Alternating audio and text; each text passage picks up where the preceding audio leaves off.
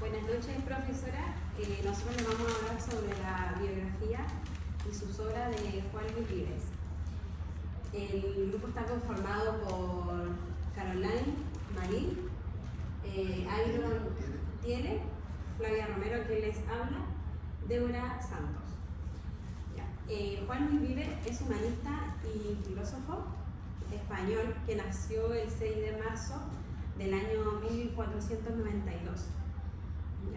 Nació en Valencia, en España, pero residió la mayor parte de su vida en Francia, en Inglaterra y los otros Países Bajos. Sus padres son Luis Vives Valeriola y Blanca Mar Almenara. Su cónyuge es Margarita Baldaura.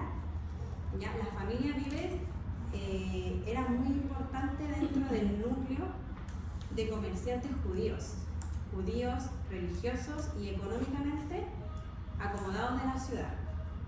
Su primera obra de Luis Vives fue filosófica, fue escrita en el año 1518 y en el año 1519 fue profesor de la Universidad de Lovaina. 2 años después falleció su protector, el príncipe Croy, y se trasladó a Amberes. Luis Vives falleció el 6 de mayo del 1540. Fue un hombre muy ecléctico y universalista,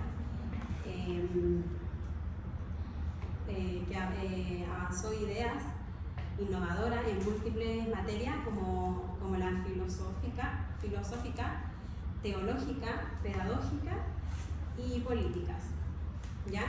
Y propuso acciones en favor de la paz internacional, la unidad de los europeos y la atención a los pobres.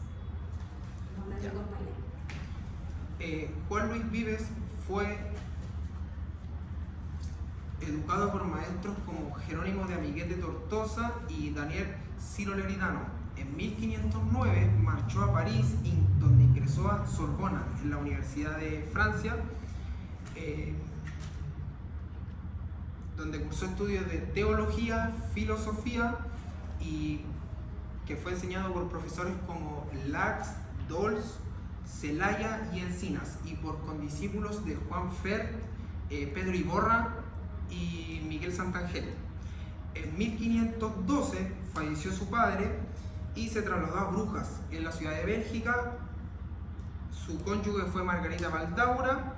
Y como dijo mi compañera, en el año 1518 escribió su primera obra filosófica, lo cual fue De Initis.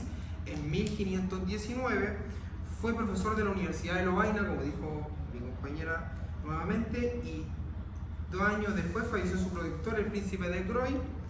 En 1522 publicó en Basilea La ciudad de Dios. En su obra él se opone a las distinciones que habían degenerado en una sofisticada sin sentido.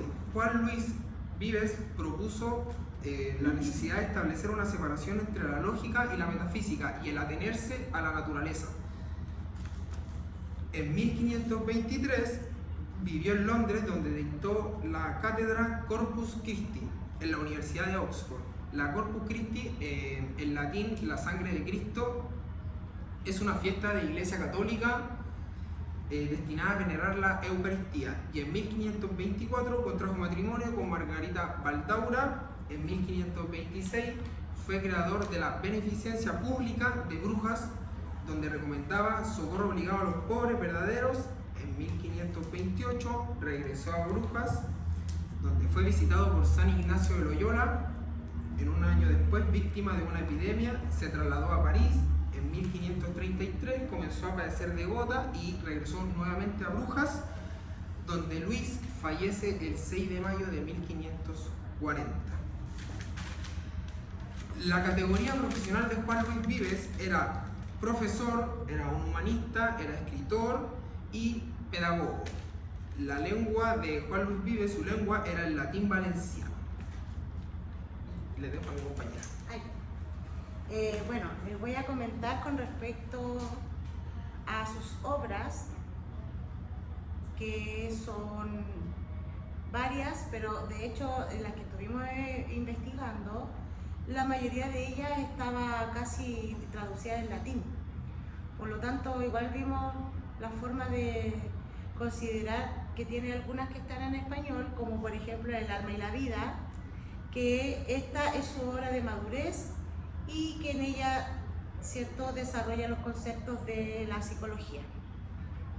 Tiene también como otra obra la introducción a la sabiduría, la introducción a la mujer cristiana y el tratado del socorro de los pobres, que esta es una de las más importantes y la primera que él escribió porque indica su preocupación, ¿cierto?, por ayudar a la gente más necesitada, ya sea mediante la vía civil, mediante la vía política, cultural y obviamente en la parte económica, que era bastante la ayuda, ¿cierto?, que necesitaban esta gente, que eran los más necesitados. Y en cuanto a la introducción a la sabiduría,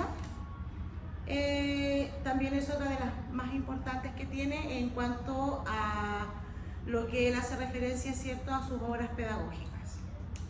¿Qué más? Con respecto a sus estudios, Luis Vives, ¿cierto?, estudió en la Universidad de París y Valencia. Luego cursó, ¿cierto?, unos estudios de teología y fisiología en Soborna, me parece, sí, Soborna. Y bueno, dentro de esto también se explica, ¿cierto?, de que él fue un gran humanista, psicólogo, filósofo y pedagogo español, ¿cierto?, que se dedicaba básicamente a tratar de mejorar la calidad de vida de las personas mediante la educación, ¿cierto? Y lo que él sabía hacer, que era ayudar a las personas de manera, implementaba, digamos, sus escritos, que de hecho fueron más de 60, algo por ahí, 60.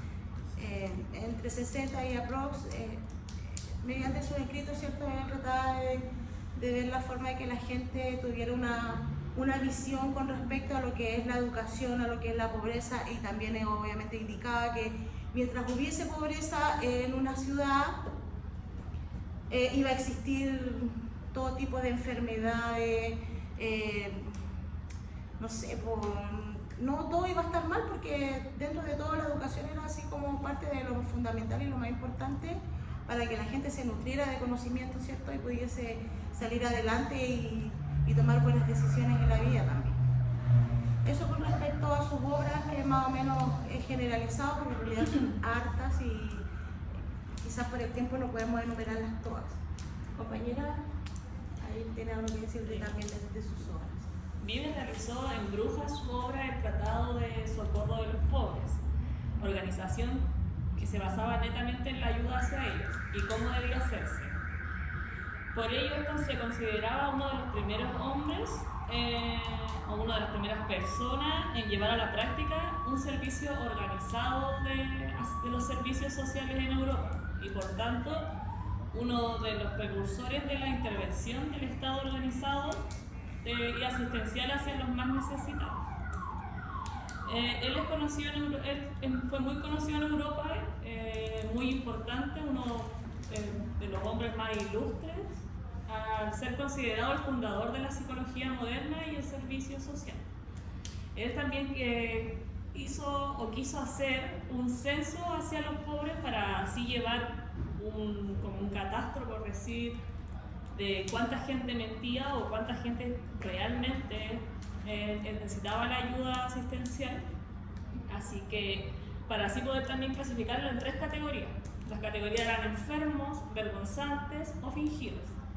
Y así él hacía un estudio socioeconómico y así lograr un diagnóstico certero para poder generar la ayuda que se necesitaba. Bueno, terminando, mi compañera Débora, este fue el trabajo de nosotros y vamos a